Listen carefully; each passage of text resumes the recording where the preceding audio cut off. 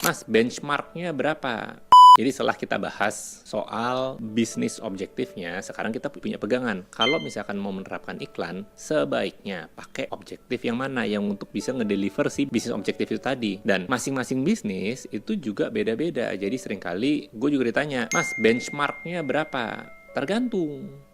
Karena benchmark yang saya punya, Pak, mungkin banyakkan di bidang health atau di bidang online education. Bisnis Bapak adalah misalnya F&B. Jadi kalau misalkan seperti ini, baiknya kita lihat angka historicalnya Bapak. Boleh saya minta aksesnya untuk saya bantu analisa? Biasanya gue nge-handle seperti itu. Dan habis kita ngeliat nih ke akunnya dan ada historical benchmark, kemudian kita bisa mulai pretelin bisnis objektif yang tadi ya. Let's say kita ambil contoh yang mau $100.000 misalnya dalam waktu 1 bulan biar gampang ya. Pertanyaan selanjutnya, apakah semuanya itu harus di-handle sama ads? Biasanya tidak. Itu adalah target total. Jadi UMKM biasanya kalau mereka punya target 1M, itu adalah target keseluruhan dari operasional sebuah bisnis, yang dimana itu juga harus mesti dipecah-pecah lagi. Nah pas kita udah tanya ini, Pak, itu memang harus di-deliver semua sama ads atau sebenarnya biasanya udah dapat berapa? Oh biasanya udah ke-deliver dari 1M itu 600 juta, Mas. Oke, kalau misalkan 600 juta, berarti yang perlu disupport tambahan adalah 400 juta. Itu yang kemudian bisa kita mulai planningin menjadi